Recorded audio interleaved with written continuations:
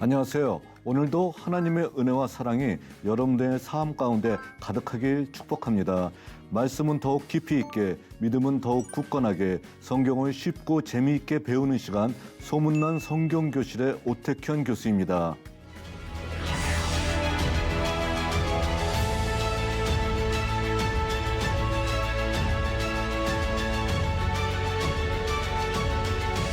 이번에 여러분들과 함께 나눌 말씀은 대예언서입니다.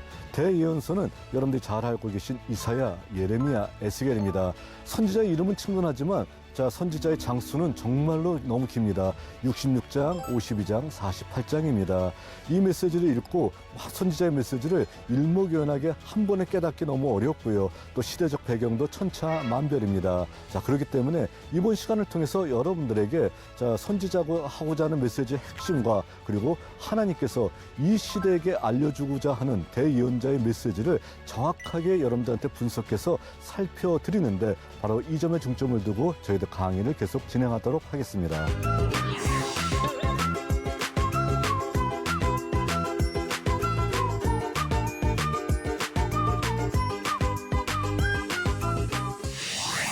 강의를 시작하기 전에 주변을 살펴봤더니 스튜디오가 굉장히 새롭게 변화가 됐습니다.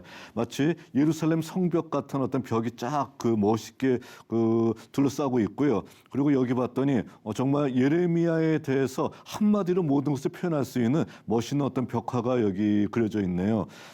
바벨론 사람들에 의해서 침략당하고 있고 그리고 불타버리고 있는 예루살렘의 모습을 딱 봤었을 때 마치 제가 선지자 예레미야가 된 듯한 어떤 그런 어떤 착각이 들 정도로요. 정말 스튜디오 분위기가 너무도 오늘의 말씀에 가장 정확하게 맞는 것 같습니다. 예레미야가 된 기분으로 예레미야의 어떤 생애와 그리고 그의 새 언약에 대해서 한번 귀한 말씀을 나눠보고자 합니다.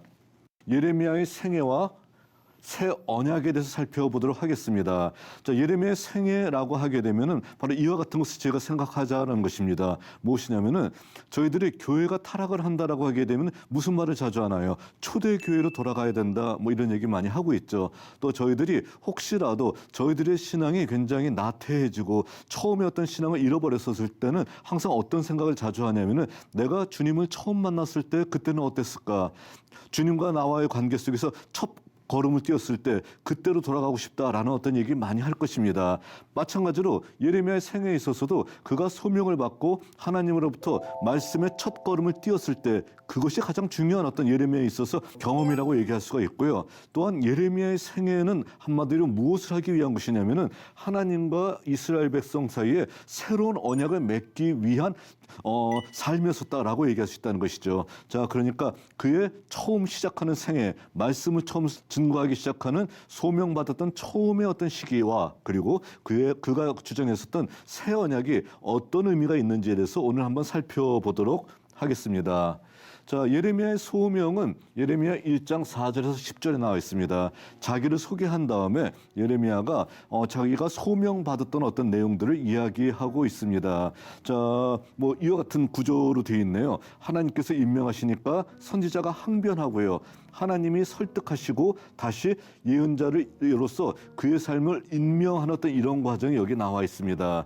그런데 이 중에서 선지자의 항변 부분에 어떤 것이 나와 있냐면은 주님께서 나를 소명하려고 또 선지자의 직분을 맡기려고 하는데 저는 어린아이와 같아서 아무것도 할 수가 없어요 라고 얘기하는 어떤 장면이 나와 있습니다. 그랬을 때 하나님께서는 아니 내가 너와 함께 할 테니까 염려하지 말아라 얘기하면서 하나님의 말씀을 그의 입에 갖다 대시고 그리고 이제 네가 하나님의 사명을 감당할 수 있어 라는 어떤 메시지를 전하게 된다는 겁니다. 이런 어떤 메시지를 예레미야를 분명히 보고 있는데 다른 사람의 머릿속에서 자꾸 생각이 나는 거예요. 예레미야의 메시지이고 예레미야가 소명을 받는 어떤 그런 장면이에요. 근데 자꾸 머릿속에서 누가 자꾸 맴맴거리면서 나타나냐면 모세가 나타나고 있다는 겁니다. 이것을 가리켜서 이제 암시적인 요법이라고 하고 있는데요. 예레미야의 소명 속에서는 분명히 성경의 기자가 분명하게 모세의 모습을 암시하면서 예레미야와 모세를 어떻게든 일치시키려고 하는 어떤 모습을 볼 수가 있다는 것입니다.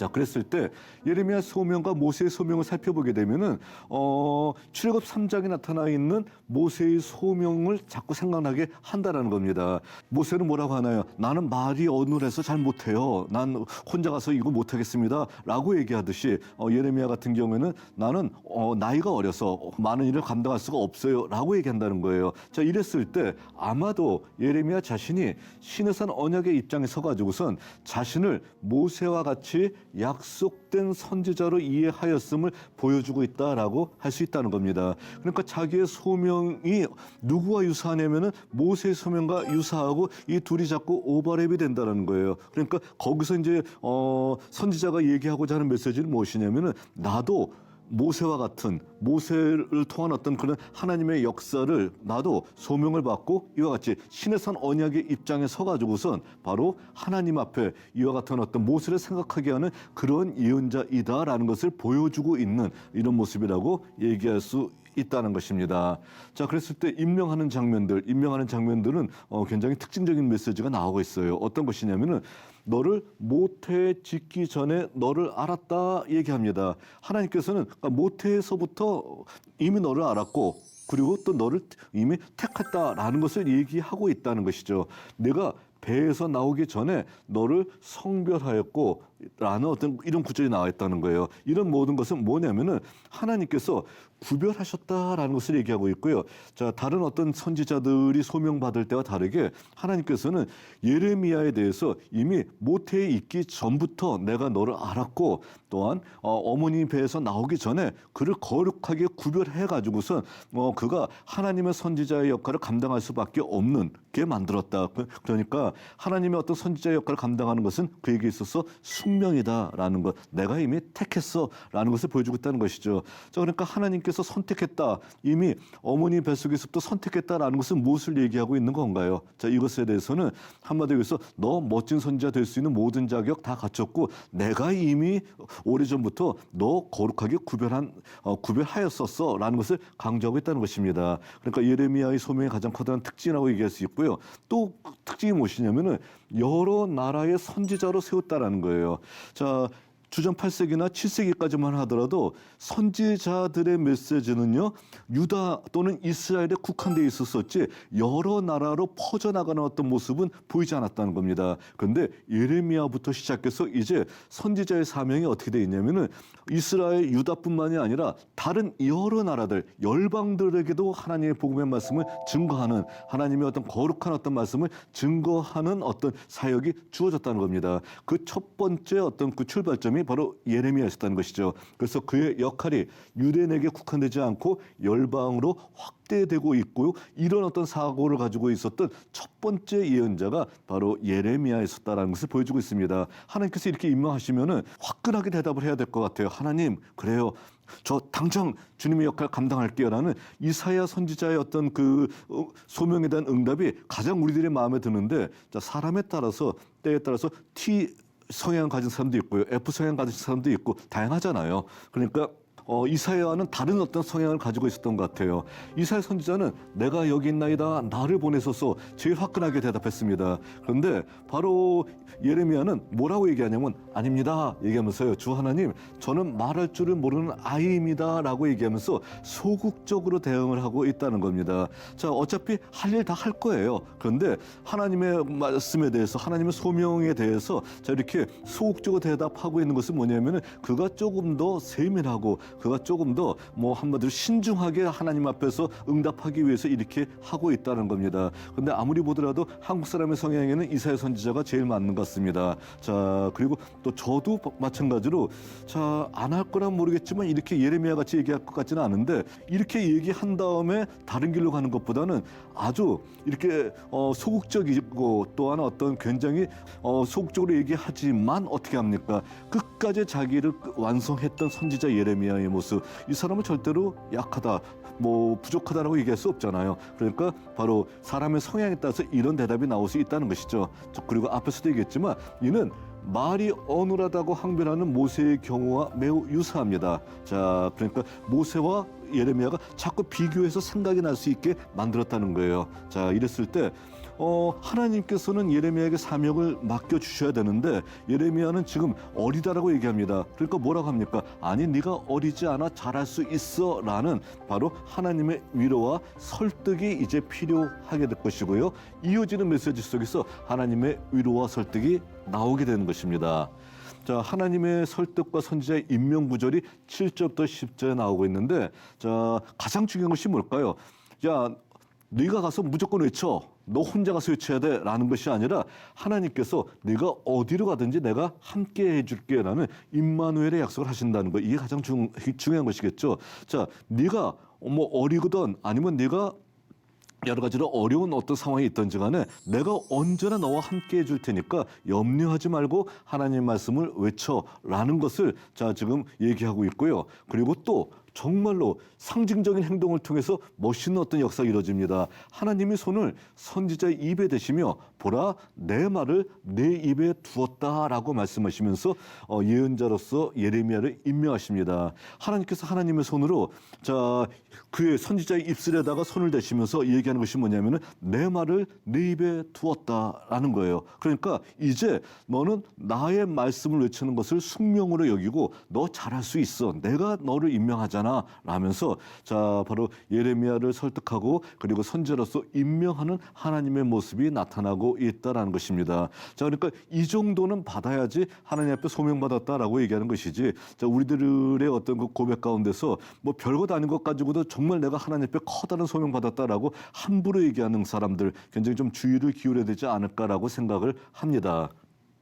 자, 이랬을 때 하나님께서는 소명을 주신 다음에 예레미야한테 자, 두 가지 환상을 보여주십니다. 자, 뭐냐 했었을 때 이게 뭐로 보이냐? 살구나무가지입니다. 라고 얘기하는 거예요. 자, 살구나무가지가 보이고요. 또 하나, 또 다른 환상이 보이는데 너 뭘 보고 있어? 얘기했더니 끓는 가마솥이 있는데 북쪽으로부터 기울어진 끓는 가마솥을 보고 있습니다. 그러니까 뜨거운 것이 막 지금 남쪽으로 떨어지고 있는 어떤 이런 장면들을 보여주고 있다는 거예요. 자, 바로 이 예레미야가 봤던 두 가지 환상이 뭐냐면은 그의 생애의 전체를 이끌어갈 그의 삶의 주제라는 것입니다. 바로 이와 같은 역할을 감당하기 위해서 하나님께서 예레미야를 선지자로서 소명해 주셨다라는 거예요. 자, 그러면 이상합니다. 살구나무 가지 이게 무슨 소명과 무슨 상관이 있죠?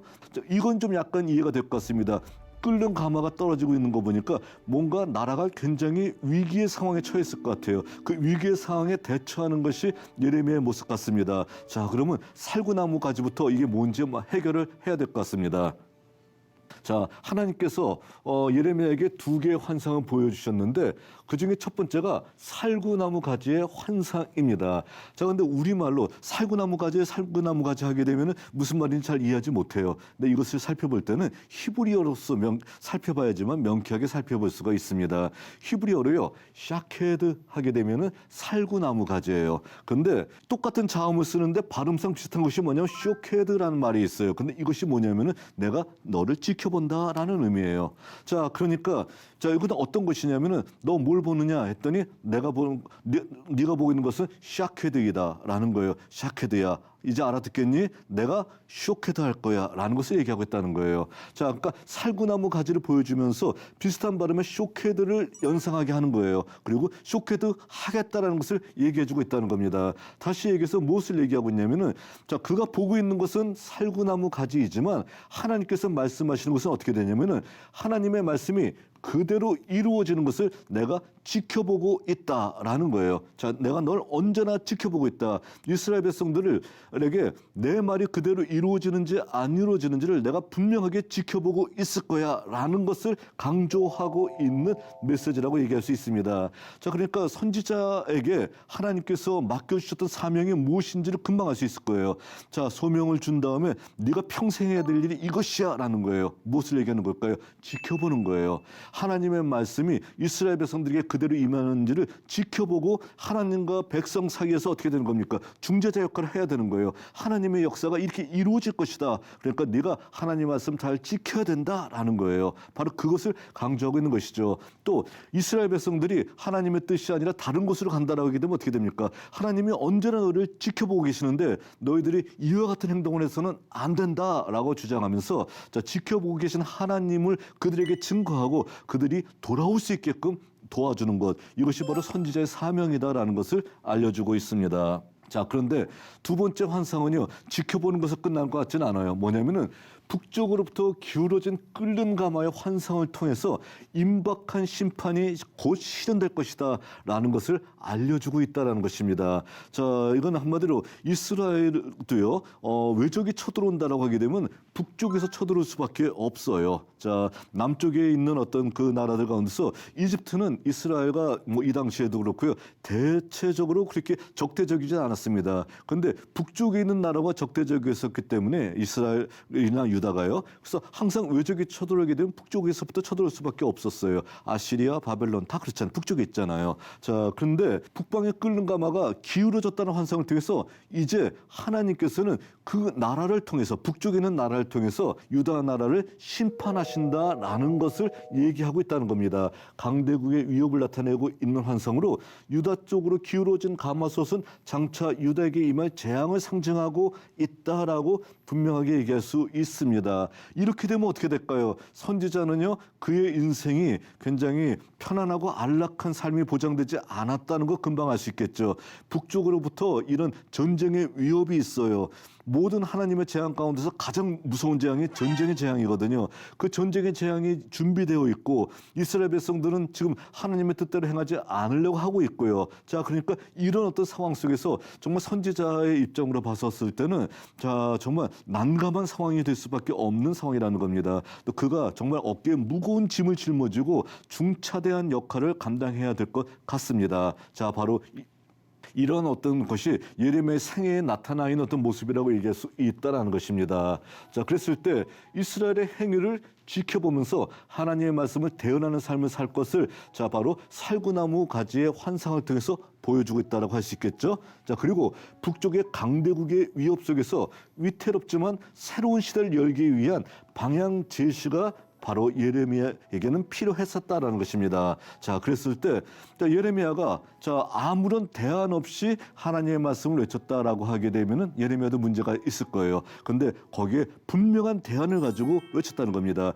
그의 생애는 지켜보고 그리고 또한 북쪽 강대국의 위협을 언제나 백성들에게 알리는 역할을 해야 된다는 거예요. 이 두 가지 환상과 같이 두 가지 역할을 감당해야 되는데 자, 이런 어떤 위험으로부터 벗어나기 위해서 한마디로 대안 제시가 필요했었고 그 대안 제시로서 예레미야가 주장했던 것이 뭐냐 하면은 바로 새 언약 사상을 모든 백성들에게 바로 커다랗게 외쳤다는 것입니다. 바로 이런 새 언약 사상은요, 예레미야 31장 31절에서 34절에 나타나 있습니다. 자, 예레미야 31장 31절 34절을 보게 되면은 자, 어떤 내용이 나왔냐면 보라, 날이 이를 것이다. 내가 너희와 새 언약을 체결할 것이다. 라는 메시지가 나타나고 있다는 거예요. 그러니까 무엇을 얘기하냐면은 현재 상황은 북쪽에서 가마는 기울어져 있어요. 국가의 위기 상황이에요. 이런 위기 상황 속에서 기존의 질서로서 이것을 뒤바꾸기 어려워요. 그러니까 하나님께서 어떻게 하시냐면은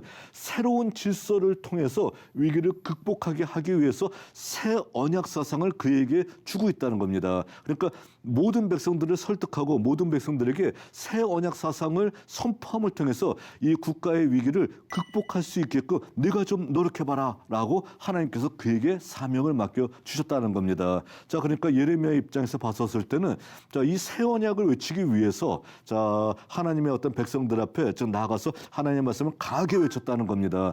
자, 뭐 가정이긴 하지만요, 이 새 언약 사상을 백성들이 받아들이고 하나님 앞에 진작에 무릎을 꿇었었으면은 예레미야가 눈물 흘릴 일도 없고요, 성전 앞에서 그렇게 목청 높게 설교할 일도 없고요, 또 에집트에 끌려가서 정말 피눈물 나는 설교할 이유가 없었습니다. 어쨌든 하나님 앞에서는 새 언약 사상을 선포하라라고 외쳤던 거예요. 자, 근데 이것은 어떤 내용이냐면은 바로 이스라엘의 회복될 날에 새 언약이 있어야 되는데 자, 새 언약이니까 예전과 다르다는 거예요. 예전에는 이스라엘 백성들이 북쪽 이스라엘 사람들은 시내산 언약을 좋아했고요, 남쪽 유대 사람들은 다윗 언약을 좋아했어요. 그래서 남과 북이 서로 다른 어떤 언약 사상을 가지고서 우리께 맞아라고 얘기했다는 거예요. 그랬을 때 잘못되었다 강조하는 겁니다. 얘기하면서 뭐 얘기하냐면 유다의 회복만을 말하는 반쪽짜리 회복이 아니라 통일 공동체인 이스라엘과 유다 모두의 회복을 선포하는 새로운 언약을 내가 체결할 것이다 라고 강조하는 거예요. 그러니까 이스라엘, 유다 둘이 서로 하나가 되어서 하나님의 백성이 되는 그런 새 언약을 너에게 얘기할 것이고, 이제 그 새 언약은 하나님께서 이제 내가 너에게 선물로 주기 위한 언약이다라는 겁니다. 내가 내 말 잘 들어야지만 그 언약이 지속되는 것이 아니라 내가 너한테